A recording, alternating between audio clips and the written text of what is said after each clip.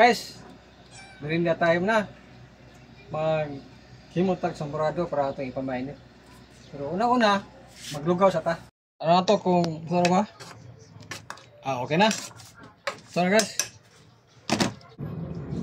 Okay guys, isago na to ng milk-tin nga tabliya. Ang milk-tin mo ganito kay taon-taon nang ipagawa si Kansarit pa. Ang milk-tin ba yun ang li siya milk-tin. Basta mga original lang tabliya. Apa isa? Black rice. Ato sa kulang sugar. Siyempre. Para templado. Sige guys. Magtakos ta para mainit ta. Sige guys. Ano ta?